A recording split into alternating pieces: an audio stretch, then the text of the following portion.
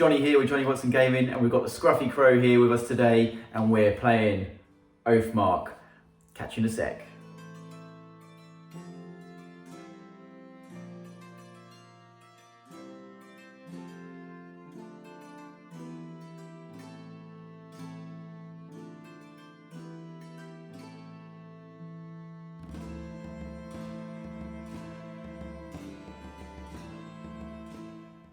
Okay, so the Goblin and Orc armies then. So what we've got 3 units of Spear Goblins. Just there. They are led by a champion called Zoc. We've then got some Goblin Riders. Well, these should be Wolf Riders, but we don't have any of them, so we're using some Squigs. We've got 15 Orc Spearmen. We have 10 Orc Warriors, 20 Orc Archers, and a Catapult, light Catapult. So this is the invading scouting army of the Orcs. And we'll have a quick look at the Dwarven army. Okay, and the Dwarven army, James, please. Okay, on this side we have the first unit of Line Breakers, led by Dodrock Stormshout, and he's called his unit the Thunder Axes. In the middle here we have my general, Gomrock Flamehammer. He is one of the lords of the main holds in my kingdom. Here we have Athak Merrywalker and his unit, the Merry Men. Over here we've got the local militia, the Briar Glen boys. And on the end we've got my scouting border guard unit, the Thardic Swift Strikers. Brilliant. So can these unsuspecting dwarves hold off the Greenskin tide that's entering their territories? So we'll get to turn 1 and we'll see you in a bit. Okay, so this is just before turn 1. We're playing chance engagement to try and sort of simulate the idea that the goblins are coming into the dwarven territories.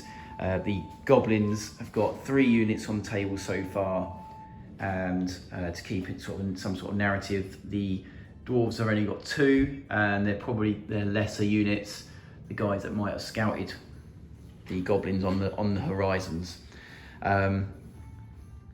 Yeah, we'll play this out, see how it all goes, and we'll catch you at the start of turn 1. Okay, so winning conditions are the goblins need to get at least 4 units to the other side of the table, and simply the dwarves just need to hold out to the end of the game and stop those pesky goblins getting into their territories. So we'll catch you in a bit. On my first unit of Iron Breakers onto the table edge, and they can make a further 2-inch movement onto the table, because they count as already having moved once. Okay, so that is the end of turn 1. Just a lot of moving on this one. So for the reserves rule, I think you can only bring on 3 units a turn. So brought on some Goblin Archers. I failed on a Goblin Spearman, and then I've got a Catapult there that got on as well. So what we got, the Wolf Riders charged up. This unit moved up into position, start trying to get into those dwarves over there. And this unit stayed where they were. So that is the end of turn 1. Okay, so I'm going to activate to see if I can get a unit of goblins on the table. I just need a 6 and up, and 2 4s, so they're staying on the table. Sorry, they're staying off the table. Brilliant. Happy days. Right, okay, so first combat of the game. Both me and James need 7s to wound. So what did I get? I got 1. Oh, 2. I got 2. Oh, 3. I got 3. Yep, I got 2 9s and an 8. Just got 1. Oh, so goblins win that little fight there. Okay, so end of turn 2 then. We do have some deaths. in this turn. So the Wolf Riders got shot at by the scouts over there. They were in the centre here. We've got 2 dead. They then wheeled and then started coming through here, through the pass over to these militia here. They had a bit of a tussle. The militia lost 3 and the cavalry unit lost 1. So pretty good there for the goblins. Also looking like they've potentially split the forces of the dwarves up a little bit here. So this could be quite tough for James to find a way around that. The goblin archers had a shot at the line breakers over here, killing 2. We have spear units just moving up, not doing too much at all. Then the orc units finally arrived on the table. 1 there and 1 here, looking down there. The catapult misfired, didn't do too much. The dwarves just plodded up a little bit over on that side. Likewise over here, the archers killed some goblins, and that's pretty much turn 2. Catch you at the end of turn 3. Okay. Right, just fighting this little combat. The line breakers have just gone into the goblins. I've got a champion in there, so I've got a little champion dice in that. And yeah, he needs 5s, I need 7s. Let's go. I get a 9, a 9. I've got 2 9s. When you change, you can get. Oh, a lot of damage over there on the other side. Right. Okay, we didn't film this, but it's brilliant. We've got the goblins here just took 8 casualties, so they needed a 10 for their morale check. We got a 10, perfect. The dwarves needed 4 or 5? 6. Or a 6, sorry. Oh, no, 5. They needed a 5, and so yeah, these line breakers are nicely disordered. Happy days. Okay, end of turn 3, and now it's starting to become somewhat messy in the middle here. The orc militia there are fighting for their lives. They took out the dwarf militia. Yes, do apologise. They took out the wolf riders there. Pretty much just 1 left, but they got hit on the side here by this unit of spearmen, and they took heavy casualties. To the left of the spearmen here, the line breakers dominated the spearmen here, taking about 8 casualties, although they did pass their morale check, unlike these guys here who are disordered. The catapult missed. They fired at the line breakers, didn't do anything. This unit of spears came on the table. This unit of orcs have moved up. They're coming around the flank there. Over to the other side, the goblin archers were fired at the line breakers over here, killing 2 more, and they passed their morale. And the archers just there shot at these goblins. And that is the end of turn 3. It's a quick look at the board. I'll catch you at the end of turn 4. Okay. Right, end of turn 4, and the Greenskins are really making inroads now into the opposition's half of the board. To the flank here, 2 units here running up the flank. In the centre here, my goblin spearmen here had a tussle in with these guys. They lost about 3 or 4, I think it was, but they rolled another 10 for their morale, so they're still going.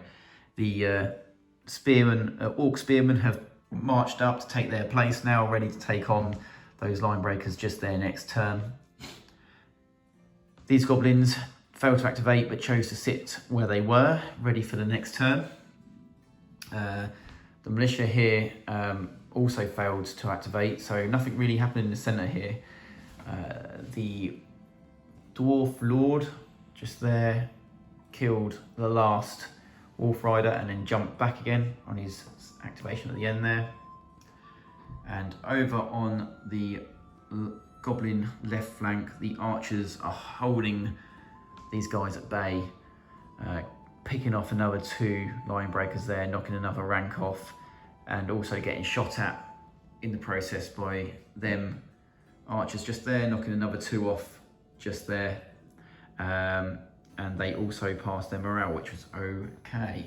So all in all, looking good for the goblins, not so good for the dwarves at the moment, but we've still got plenty of turns to go to see what might happen. So catch you in the next turn.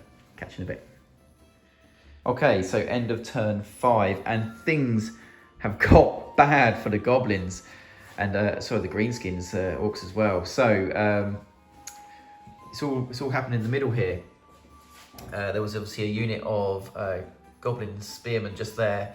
They got broken by, first of all, got pummeled by the militia. Obviously took a few casualties themselves, but did worse to the goblins. And then they failed their morale, which disordered them. They then got shot by these bowmen just here, and then they failed that, and then they scarpered, which then obviously kicks on a morale checks for the rest of the army.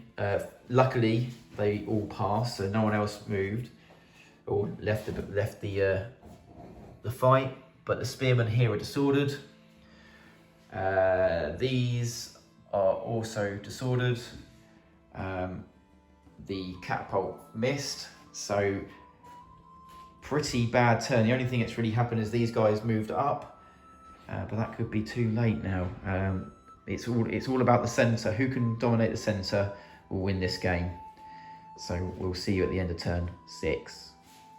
Okay, so this is the end of turn 6, and we're actually going to call the game finished here, and it is a very slim victory here for the dwarfs. The dwarves on this flank here really whittled down, but they've done just enough to knock out enough units of the goblins to stop them from taking their hold of their village. So yeah, it went horribly wrong for the goblins. It's all down to those morale checks. Goblins just really struggle with them with an activation of 6. It is tough fighting against dwarves that have an activation of 4. Really, you can see how sturdy the dwarves are in this game. But really good fun, and yeah, that was closely fought.